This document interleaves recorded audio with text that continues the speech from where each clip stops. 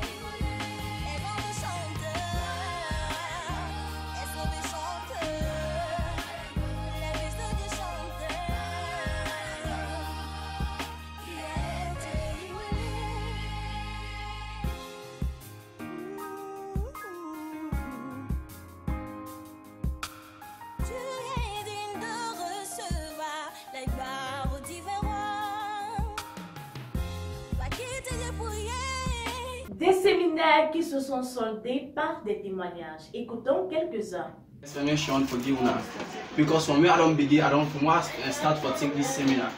They force me every day for take this seminar. They told me if I take a but I need to take this seminar. I need to go slow to this seminar there. I believe I took as I believe me church. Me church now, I just speak in tongues, don't language where they talk. I don't even understand really. But today this day, you don't speak to me this word of God, then I even understand. I believe for say today at the day, I'll accept I die. I do everyone. I really want that. I believe in Hallelujah. The church only be the attend and Catholic me the attend. So what me don't understand today, because maybe the say, like what you say no more, like what I'm the explain but since you get me. So what me understand, because like maybe the say what you do, the goodness way they do, the way they talk to somebody, the way they do things, then go make you don't get things. But I'm so glad the way when I don't preach the word of God, the way I don't show the difference. So all waiting at more time, all waiting they do, not to the way they talk to us, not to the goodness way they do, and they make it get seen. They get me. So today on day, I don't get the understanding. Okay. Waiting go make you get seen, waiting go make you don't get seen. I don't get the understanding today. So I tell God thank you for that. And I know say from this day as today, I know say I die safe na heaven. Hallelujah. Vice-président président d'Africa Life World Mission, le pasteur Jesse Nasiki, est en Côte d'Ivoire depuis plus de 72 heures. Un séjour durant lequel il souhaite s'imprégner de l'avancement de l'œuvre dans ce pays et profiter à communier avec ses frères et sœurs. C'est avec des bouquets de fleurs, des cantiques et des acclamations que le pasteur Jesse Nasiki, vice-président d'Africa Life World Mission, est reçu en Côte d'Ivoire. Des frères et sœurs, malgré leurs multiples occupations, l'accueillent fraternellement et chaleureusement à l'aéroport. Un geste qui ne laisse pas le pasteur adjoint d'Afrique indifférent. Par un large sourire et des pas de danse, il manifeste aussi sa joie. Une visite de travail, thermomètre de l'œuvre dans cette partie du continent. Notons, c'est l'une des premières visites du pasteur Jesse Nasiki après sa désignation en tant que vice-président d'Africa Life World Mission.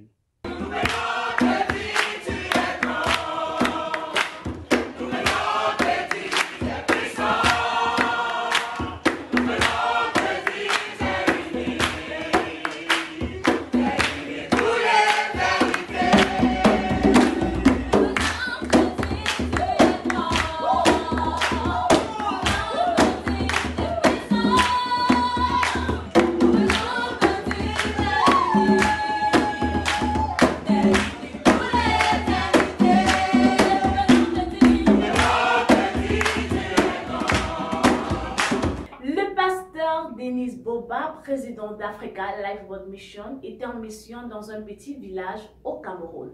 Écoutons ce reportage, David Merveilleux. J'ai été faible avec les faibles afin de gagner les faibles.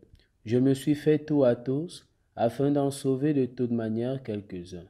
C'est dans cette même lancée que, le vendredi 15 au samedi 16 janvier, le pasteur Denis Boba, accompagné du pasteur Thierry Aïna, de la sœur Marie-Noël de Yomaban et du frère David Merveilleux, va se rendre dans un petit village Bassa au Cameroun, dans l'arrondissement du Nioro-Ekele, pour assister à un programme dont le sujet tournait autour de l'unité du corps.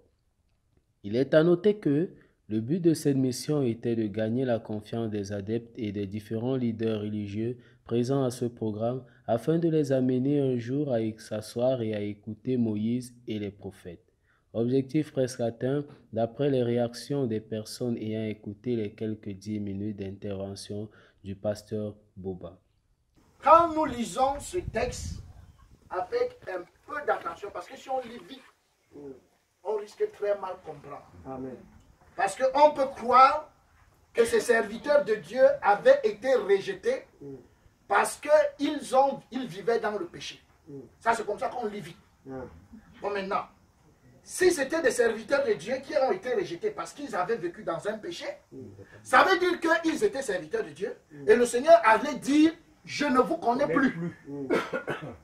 Mais ici, le Seigneur dit, ces gens dont la Bible parle, qui ont chassé les démons, qui ont prophétisé et qui ont fait beaucoup de miracles, n'ont jamais été connus par le Seigneur. Jamais. Amen. Ça veut dire que quand ils sont arrivés dans ce monde, Dieu ne les connaissait pas. Ils sont allés dans une église étant bébés, on leur a versé l'eau sur la tête, on ne les connaissait pas. Ils ont commencé à évoluer ça et là, grandir, prendre la première communion, deuxième, troisième. Dieu ne les connaissait pas. Amen. Et après ça, ils sont sortis de là, ils se sont dit qu'ils en ont marre des églises mortes, ils sont entrés dans ce qui est réveillé. Excusez-moi. Mais jusque-là, Dieu ne les connaissait pas. Et là-dedans, ils sont partis dans des écoles bibliques et tout. Et ils sont devenus pasteurs, tout consacrés, dédicacés, mais Dieu ne les connaissait pas. Et alors, étant sortis de là, ils ont décidé de faire leur propre église et ont commencé à chasser les démons. Et les miracles étaient authentiques, je vous en prie. Amen. Les démons partaient, les gens étaient réellement guéris, sinon ils ne viendraient pas. Et ils faisaient des prophéties qui étaient authentiques, bien que n'étant pas connus par Dieu. Et ceci peut donc nous poser la question, si des gens pareils ne sont pas connus par Dieu, là où nous sommes assis, quelle est la preuve que je suis connu par Dieu? Merci. Amen. Gloire à Dieu. Une seule motivation, le salut des âmes. Nous restons en prière que le Seigneur accorde à ses serviteurs la sagesse, la force nécessaire afin de mener à bien cette mission. L'invité de la semaine nous sera présenté par Chantal Ngolo. À toi, Chantal.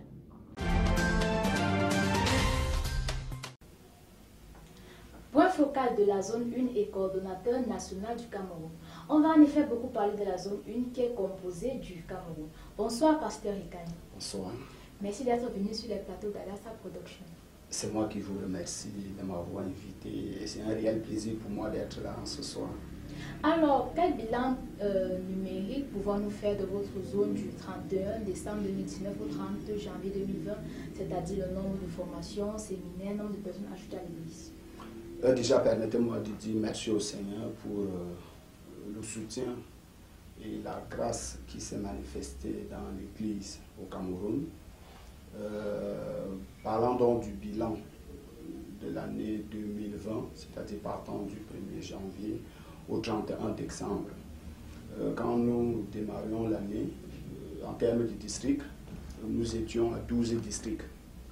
Mais Dieu ayant fait grâce, nous avons vu naître un district et ça fait que nous sommes passés de 12 districts à 13 districts.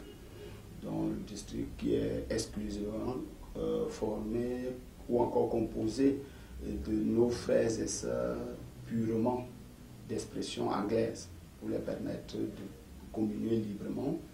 Nous avons vu également, pendant que nous commencions l'année 2020, nous étions à 99 assemblées, mais Dieu ayant travaillé par sa parole et par son esprit, nous sommes passés à 100 pratiquement, nous sommes passés à 115 assemblées. Donc nous avons eu une croissance en termes de nombre d'assemblées, de 16 assemblées. En termes numériques des membres des croyants, nous commencions l'année avec un effectif de 3083 membres. Mais Dieu ayant fait grâce, malgré la difficulté avec la pandémie, qui a été une aubaine, et d'ailleurs un moyen que le Seigneur a utilisé pour disposer des hommes et des femmes pour pouvoir écouter l'Évangile. Nous sommes passés donc de ces 3083 membres dont nous sommes partis et nous sommes arrivés à 3952 membres. Donc nous notons ici une augmentation de 869 membres et nous pouvons véritablement apprécier la grâce du Seigneur. Nous sommes passés également de 216 prédicateurs au début de l'année à 272 pasteurs et prédicateurs. Donc le Seigneur a suscité d'autres moissonneurs dans la moisson et nous pouvons dire merci au Seigneur pour cela. Et nous avons vu également le nombre de séminaires qui ont pu être comptés. Nous sommes allés à pratiquement 1922 séminaires, donc pratiquement avec les 2000 séminaires. Ce sont les séminaires qui ont été comptés et nous pouvons dire merci au Seigneur qui a travaillé dans son Église. Alors, parlez-nous brièvement de la vie de vos départements durant cette période. Je voudrais déjà apprécier la sagesse que Dieu donne à l'Église en termes d'organisation. Et il nous a amenés à mettre sur pied des départements qui sont des organes techniques. Et aujourd'hui, l'Église compte en son sein 9 départements. Et ces départements nous permettent d'œuvrer de manière aisée, sans plus se casser la tête lors de nos manifestations, lors de nos cérémonies, ou encore quand il y a des actions à mener sur le terrain de manière pratique. Nous avons vu donc tous ces départements se déployer sur tout le territoire, dans les 13 districts. Nous pouvons aujourd'hui nous rendre compte que quand nous avons, par exemple, je prends un cas simple, le département des femmes, quand nous avons des formations, nous ne nous cassons plus la tête de qui vont prendre soin de faire la cuisine et de s'occuper des invités autres, ces départements et à l'œuvre. Ça, ce n'est pour citer que ce cas. Il y en a d'autres activités dans lesquelles ces départements excellent. Nous avons le département de la mission et de la formation qui aujourd'hui est une très grande bénédiction pour l'Église, puisque nous pouvons nous rendre compte que de plus en plus nous avons des prédicateurs calés dans les Écritures, dans la pédagogie. Quand il s'agit des formations ou même des renforcements de capacités en termes d'enseignement, nous n'avons plus la tête, nous n'avons plus à se casser la tête. Nous pouvons voir ce département œuvrer sur le terrain. Nous pouvons également voir le département du protocole, qui est un jeune département, qui aujourd'hui, lors de nos cérémonies, peut se déployer, non seulement pour encadrer les événements de manière protocolaire, pour préparer l'avant-événement et pour accueillir bien sûr les invités. Et c'est un réel plaisir et ça nous permet de nous décharger, nous autres, et comme la Bible nous dit, de nous occuper véritablement de la prédication de l'évangile. Nous avons le département, notre jeune département, qui est celui de la communication, qui aujourd'hui existe presque dans la majorité de nos districts et même dans les assemblées, et qui peut rendre public de manière visuelle tout ce que nous faisons comme événement. Nous avons un département comme celui des jeunes, qui également, quand nous avons besoin de la force sur le terrain, et on voit la jeunesse à l'œuvre, et qui se déploie également dans la casse des béquilles et autres. Nous avons aujourd'hui le département des hommes, qui également est là présent pour agir en tant que des papas, pour mener des actions spécifiques, notamment au travers des séminaires spéciaux, où nous pouvons louer des salles d'hôtel et organiser des séminaires pour inviter une certaine classe de personnalités. Ils peuvent aussi se déployer sur le terrain au travers de la CEP pour la prédication de l'évangile. Nous avons aujourd'hui le département de CODIM qui, ma foi, peut s'occuper de nos petits-enfants, parce que nous savons également que nos enfants ont besoin du salut et qui peuvent donc préparer ces enfants en matière de la parole pour les amener à écouter le séminaire, ou plusieurs également naissent de nouveau et qui peuvent également les organiser en termes de festivités lors des fins d'année pour qu'ils ne se sentent pas lésés ou orphelins. Et d'ailleurs, nous les avons vus se déployer sur le terrain lors de cette fin d'année pour apporter des petits cadeaux à nos enfants, pour les permettre d'être égayés et pouvoir aussi fêter comme les autres.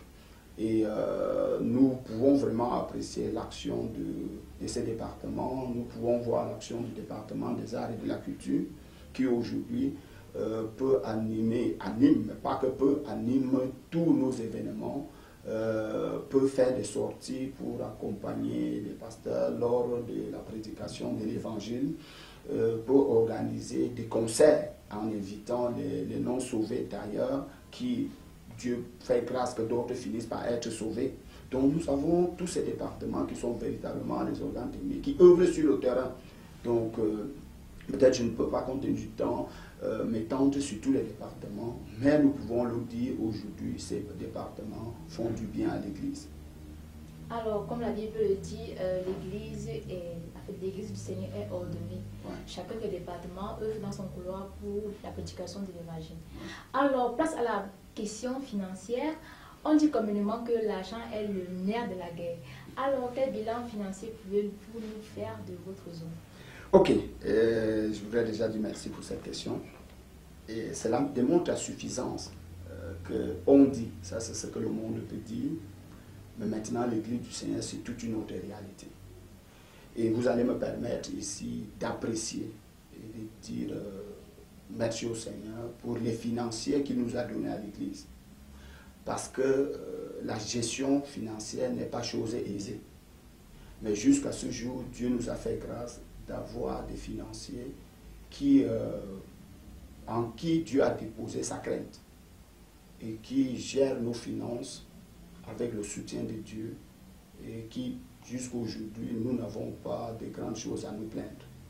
Et je voudrais également profiter de vos antennes pour remercier toute l'Église pour les sacrifices en termes de finances que les uns et les autres ne cessent de consentir. Nous avons mis sur pied, sous la conduite du Saint-Esprit, les besoins pressants. Et nous avons vu l'Église se mobiliser, s'activer en souscrivant et en contribuant. Et quand nous partions au début de l'année, nous avions élaboré un budget de pratiquement de 168 millions. Et nous avons lancé donc les souscriptions sur le terrain. Et le montant de souscription qui nous est revenu était pratiquement de 83 millions, 83 millions 204 000 francs. Et au terme de notre exercice, sans inclure le mois de décembre, notamment le mois jusqu'au mois de novembre, nous nous sommes retrouvés les contributions qui sont venues des assemblées sur toute l'étendue du territoire camerounais, de la zone 1. Nous nous sommes retrouvés à 45 148 844 francs. Donc ceci est encourageant et cela a également fait du bien à l'Église. Ça nous a aidé à envoyer les missionnaires sur le terrain. Ça nous a aidé à organiser les formations parce que cette année, nous avons organisé jusqu'à là 20 formations.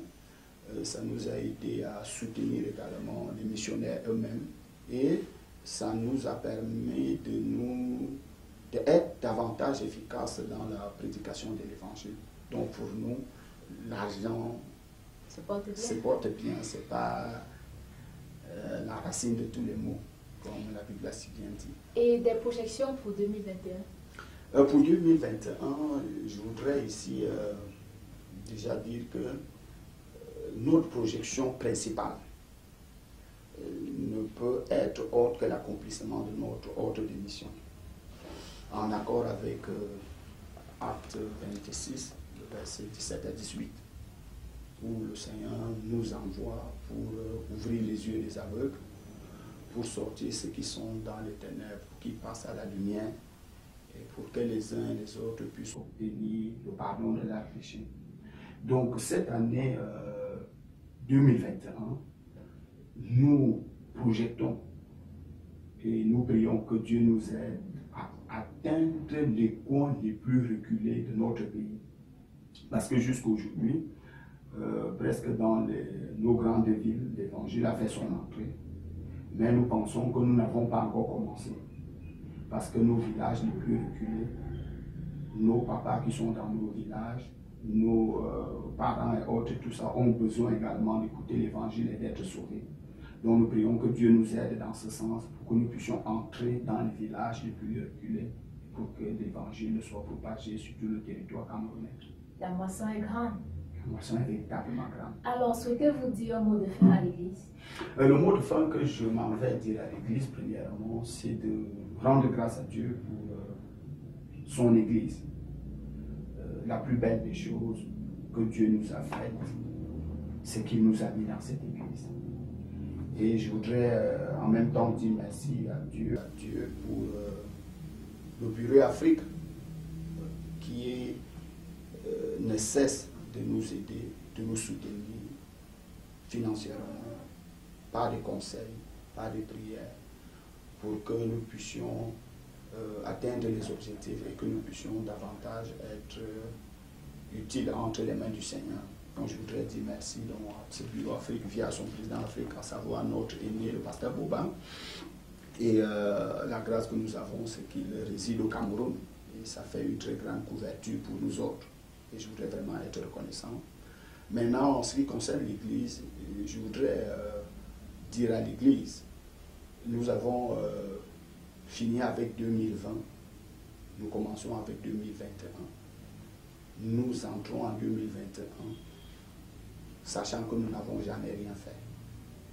Paul pouvait le dire, je fais une chose, je ne regarde pas ce qui est en arrière, mais je regarde ce qui est en avant. Ça veut dire que si nous avons prêché 2 fois en 2020, en 2021, nous devons prêcher 4 fois. Si nous avons contribué les 45 millions en 2020, en 2021, que Dieu nous aide à contribuer le double, voire le triple. Que chacun d'entre nous, selon la grâce, selon la force que le Seigneur lui donnera, mette la main dans la pâte.